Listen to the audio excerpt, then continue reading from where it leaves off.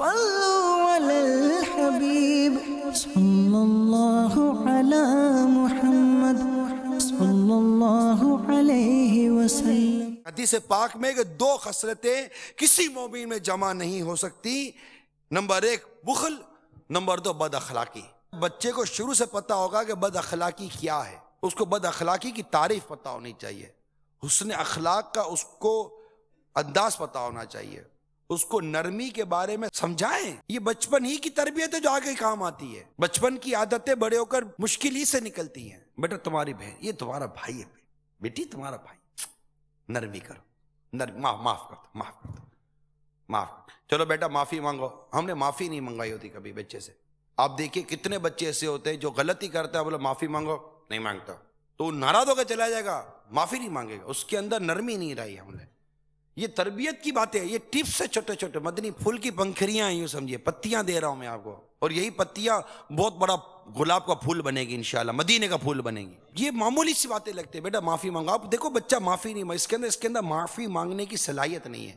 اس کو ریئلائز کرنا چاہیے بیٹا تم نے غلطی۔ میں نے باپا کو دیکھا، میرے علیہ سنت کو، کہ بچہ غلطی کرتا ہے تو آپ اس کو دوسرے بچے کے لیے کہتے ہیں بیٹا معافی مانگو، وہ معافی نہیں مانگ رہا ہوتا، پھر آپ اس کو بیٹھ کے سمجھاتے ہیں، یہاں تک کہ بعض اوقات بچے کا ذہن بنا دیتے ہیں، بچہ اٹھ کے معافی مانگتا ہے، کہ اس کو ابھی سے اپنی غلطی کا احساس دلائیں کہ تم نے غلطی کی ہے، اب غلطی کی ہے تو بیٹا تم نے اس کو ستایا تھا۔ آپ دیکھو اس بچہ، اب بچہ بچے کو مارا، اس کے بعد قلم تھوڑی کو چل رہا ہے، مرفوع القلم ہے، یہ گناہ تھوڑی ہو رہا ہے، لیکن یہ بالغ ہو جائے گا، پھر بھی اگر یہ اس کی عادت رہی تو اب اس کے نامہ اعمال میں گناہ لکھا رہے گا، یہ زیادتیاں کرنے کا عادی بن جائے گا، یہ مار دھاڑ کرنے کا عادی بن جائے گا، یہ چیزیں چھیننے کا عادی بن جائے گا۔ یہ بچپن سے ہی بھائی بہنوں کی چیزیں چھین رہا ہے تو بڑا ہو کر بھی چھیننے والا بن جائے گا۔ یہ بچپن ہی سے مار دھاڑ کر رہا ہے تو بڑا ہو کر بھی مار دھاڑ کرے گا۔ یہ بچپن ہی سے اس کے انداز میں نہ شفقت ہے، نہ محبت ہے، نہ احترام ہے، نہ پیار ہے، کچھ بھی نہیں ہے، تو بڑا ہو کر بھی پھر یہی حال ہوگا۔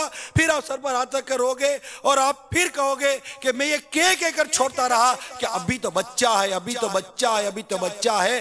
بچہ کر کے آپ نے اس کو بچایا نہیں، یہ بچ نہیں سکا، کیونکہ آپ اس کو بچہ ہی کہتے رہے اور یہ حرکتیں کرتا رہا۔ اب تک جو ہوا ابھی شروع کر دیں، اور اس طرح مطلب کہ ان کی مدنی تربیت کریں، آپس میں کھائے نہ کھائے الجھنا ہوتا ہے، بحث کرنا ہوتا ہے، اپنی عقل اپنی سمجھداری کا سکہ بٹھانا ہوتا ہے۔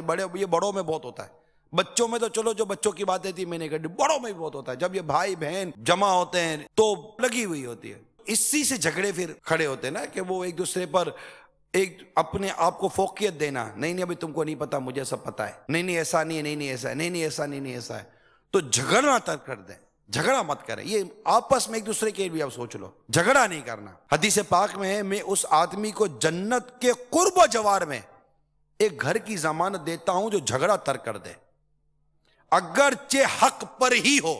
کیا فرمایا؟ اگرچہ حق پر ہی ہو، جھگڑا ترک کر دے تو سرکار فرماتے صلی اللہ تعالی وسلم کو اس کو جنت کے قرب و جوار میں ایک گھر دینے کی میں ضمانت لیتا ہوں۔ اس شخص کو جنت کے درمیان ایک مکان کی ضمانت جو جھوٹ بولنا چھوڑ دے، اگرچہ دل لگی ہی کے لیے بولتا ہو، اور اس شخص کو جنت کے اعلیٰ درجے میں ایک گھر دلوانے کا ضامن ہو جو اپنے اخلاق بہتر کرے۔ حدیث پاک میں جب اللہ تعالیٰ کسی بندے سے محبت فرماتا ہے اسے نرمی سے نواز دیتا ہے۔ جس گھر کے افراد نرمی سے محروم ہوتے ہیں وہ ہر بھلائی سے محروم کر دیے جاتے ہیں۔ اپنے گھر میں بچوں کو نرمی سکھائیے۔ صلوا علی الحبیب صلی اللہ علی محمد صلی اللہ علیہ وسلم۔